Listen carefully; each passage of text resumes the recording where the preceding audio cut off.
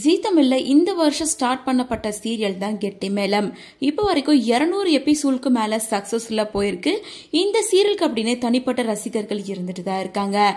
இந்த நிலையில இந்த சீரியல்ல முக்கியமான ரோல்ல தான் சிபு நடிச்சிட்டு இருக்காரு. அவர் தான் இப்ப சீரியலை விட்டு விலகிட்டாரு அப்படின்ற மாதிரி டாக்ஸ் போயிட்டு இருக்கு. சிபுவை தொடர்ந்து இந்த சீரியல்ல ஆக்டர் சாயா சிங், விராட் உள்ளிட்ட பல பேர் லீடிங் ரோல்ல நடிச்சிட்டு இருக்காங்க. இந்த நிலையில சிபு சூரியன் இந்த சீரியலுக்கு செட் ஆக மாட்டாரு அப்படிங்கிற மாதிரி டாக்ஸ் போயிட்டு இருந்துச்சு. அது மட்டும் இல்லாம சிபு சூரியனுக்கு சீரியல்ல ரொம்ப இம்பார்ட்டன்ஸ் யாரும் கொடுக்கறது இல்ல, ரொம்ப கம்மியான சீன்ஸ்ல மட்டுமே தான் வராரு அப்படிங்கறனால அவரே அவரோட சொந்த விருப்பத்துல தான் சீரியலை விட்டு விலகிட்டாரு அப்படின்னு சொல்லிட்டு வராங்க. பட் இந்த விஷயத்த பத்தி ஜீ தமிழ்ல இருந்தோ அல்லது கெட்டி மேளம் சீரியல் சைட்ல இருந்தோ சிபு சூரியன் சைட்ல இருந்தோ எந்த ஒரு அபிஷியல் கிளாரிபிகேஷனும் கொடுக்கவே இல்லை. இது வெறும் ரூமர்ஸா மட்டுமே தான் போயிட்டு இருக்கு. இன்னொரு பக்கம் சிபு சூரியனுக்கு பதிலா புதுசா ஆக்டர் ஸ்ரீகுமார் தான் ரீப்ளேஸ் பண்ண போறதாவும் சொல்லிட்டு இருக்காங்க.